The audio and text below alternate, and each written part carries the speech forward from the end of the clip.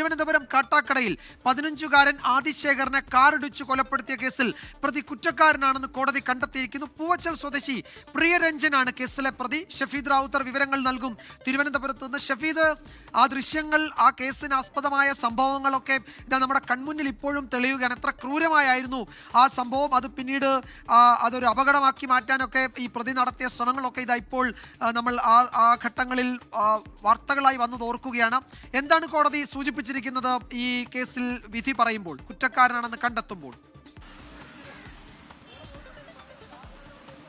വിജയകുമാർ, കാട്ടാക്കടയിൽ നടന്നത് ആദിശേഖരനെ കൊലപ്പെടുത്തിയത് തന്നെ ഇന്ന് കോടതി ഇപ്പോൾ കണ്ടെത്തിയിരിക്കുന്നു. തിരുവനന്തപുരം 6ാം അഡീഷണൽ സെഷൻസ് കോടതിയാണ് ഈ കേസിൽ ഇപ്പോൾ ഇങ്ങനൊരു ഉത്തരവിലേക്ക് കാര്യങ്ങൾ എത്തിയിരിക്കുന്നത്. ഇനി 12:30 ശിക്ഷയിൽ വിധി പറയാനായി മാറ്റിയിട്ടുണ്ട്. ഏറെ വിവാദമായൊരു സംഭവമായിരുന്നു ഈ കാട്ടാക്കടയിലെ ആദിശേഖർ കൊലപാതക കേസ്. അതിൽ പ്രോസിക്യൂഷൻ പ്രധാനമായും കോടതിയിൽ ഉയർത്തിയത് അത് CCTV ദൃശ്യങ്ങളും ശാസ്ത്രീയ തെളിവുകളും ചില നിർണായക സാക്ഷിമൊഴികൾ, ജുവനൈലായിട്ടുള്ള ചില നിർണായക സാക്ഷിമൊഴികൾ ഉൾപ്പെടെയുള്ള കാര്യങ്ങളായിരുന്നു. ഇതടക്കമുള്ള കാര്യങ്ങളാണ് വിചാരണ ഘട്ടത്തിൽ കോടതി ഏറെക്കുറെ പരിഗണിച്ചത്. മാത്രമല്ല, പ്രോസിക്യൂഷൻ ഈ വിഷയത്തിൽ സാക്ഷികളെ കൊണ്ടുവരുമ്പോൾ പോലും പ്രതിഭാഗം കോടതിയിൽ ആ സാക്ഷികളെ ആ രീതിയിൽ പരിഗണിക്കാൻ കഴിയുമോ എന്നുള്ള ചോദ്യമൊക്കെ ഉയർത്തുകയും ചെയ്തിട്ടുണ്ടായിരുന്നു. 2023 ഓഗസ്റ്റ് 30 വൈകിട്ടാണ് വീടിന് സമീപത്തെ, ആദിശേഖരന്റെ വീടിന് സമീപത്തെ റോഡിൽ ഈ സംഭവം നടക്കുന്നത്.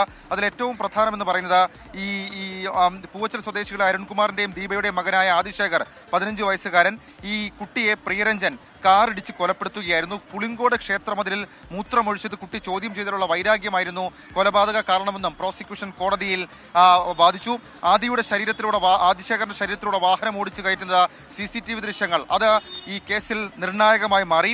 ഈ ഫുട്ബോൾ കളി കഴിഞ്ഞ് വീട്ടിലേക്ക് പോകുമ്പോൾ സൈക്കിളിൽ കയറാൻ ശ്രമിക്കവെയാണ് പ്രിയരഞ്ജൻ അമിത വേഗത്തിൽ ഈ കുട്ടിയുടെ നേർക്ക് കാറ് ഓടിച്ച് കയറ്റിയത്. SUV ഇലക്ട്രിക് കാറും അതേപോലെ തന്നെ ആദിയുടെ സൈക്കിൾ അടക്കമുള്ള കാര്യങ്ങൾ അത് സാക്ഷികൾ തിരിച്ചറിയുന്ന കാര്യമുണ്ട്. ഈ കാറിടിച്ച് കൊല്ലുന്നത് കണ്ടെന്ന സുഹൃത്തുക്കളുടെ മൊഴിയാണ് ഈ കേസിന്റെ വിചാരണ ഘട്ടത്തിൽ പ്രോസിക്യൂഷന് വലിയ ഒരു പിടിവള്ളിയായി മാറിയത്. സംഭവം നടക്കുമ്പോൾ ആദിശേഖരന്റെ ഒപ്പം ഉണ്ടായിരുന്ന നീരജ്, അച്ചു, അഭിജയ് എന്നിവരെ കേസിൽ കോടതി സാക്ഷികളാക്കി വിസ്തരിച്ചു.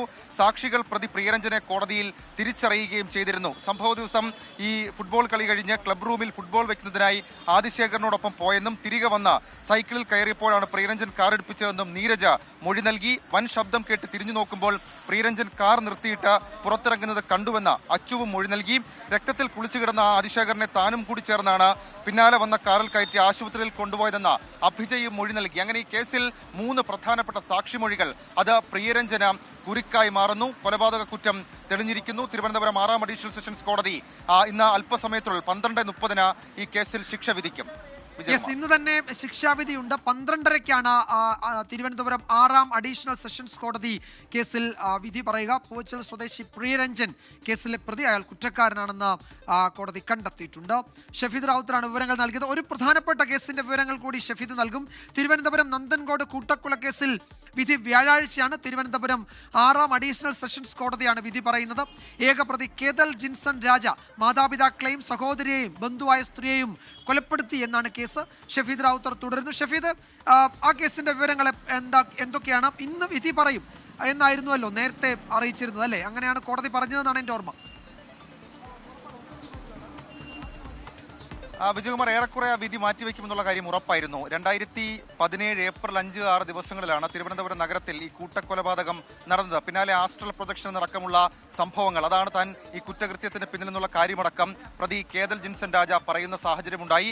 ഇതിന്റെ വിചാരണ ഘട്ടം അതിവേഗം പൂർത്തിയാക്കി. ഇതിന്റെ വിചാരണ ഘട്ടത്തിലും വിചിത്രമായിട്ടുള്ള ചില വാദപ്രതിവാദങ്ങൾ നടന്നു. പ്രത്യേകിച്ച് മാനസിക നിലയിൽ പ്രശ്നമുണ്ട്, കേതൽ ജിൻസൺ രാജയുടെ മാനസിക നിലയിൽ പ്രശ്നമുണ്ട് എന്നടക്കമുള്ള തരത്തിലേക്കുള്ള വാദങ്ങൾ അത് പ്രതിഭാഗത്തിന്റെ ഭാഗത്ത് നിന്നുണ്ടായെങ്കിൽ കൂടി ഏതെങ്കിലും തരത്തിൽ കോടതി അത് മുഖവിലക്കെടുത്തില്ല. ഈ കേസ് അത് ഒരു കൂട്ടക്കൊലപാതകമെന്നതിനപ്പുറത്തേക്ക് തിരുവനന്തപുരം നഗരത്തിൽ 2 ദിവസമായി നടന്ന 4 കൊലപാതകങ്ങൾ, അതിൽ കേതൽ ജിൻസൺ രാജയുടെ അമ്മ ഡോക്ടർ ജീൻ പത്മ, അച്ഛൻ രാജാ തങ്കം, സഹോദരി കരോളിൻ, ബന്ധു ലളിത ജെയിൻ എന്നിവരെയാണ് കേതൽ കൊലപ്പെടുത്തിയത്. ഇയാളിൽ നിന്ന് തെളിവ് ശേഖരണ സമയത്ത് ഇയാൾ ഓൺലൈനിൽ നിന്ന് വാങ്ങിയ മഴുവടക്കമുള്ള കാര്യങ്ങൾ കണ്ടെത്തിയിരുന്നു. മാത്രമല്ല, എന്താണ് ഈ കൂട്ടക്കൊലപാതകത്തിന് പിന്നിൽ എന്നുള്ള കാര്യം, അതിന്റെ മോട്ടീവ് കണ്ടെത്തുകയായിരുന്നു അന്വേഷണ സംഘത്തെ സംബന്ധിച്ച്, പോലീസിനെ സംബന്ധിച്ച് വളരെ വൈറ്റലായ ഒരു കാര്യം. പിന്നീട് അത് കണ്ടെത്തി ഇയാൾക്ക് ഏതെങ്കിലും തരത്തിലുള്ള മാനസിക പ്രശ്നം ഉണ്ടായിരുന്നില്ല, പകരം പകയായിരുന്നു. മാതാപിതാക്കളോടക്കമുള്ള കൊടും പകയാണ് ഈ കൊലപാതകത്തിലേക്ക് നയിച്ചത് എന്നുള്ള കണ്ടെത്തലിലേക്ക് പോലീസ് എത്തി.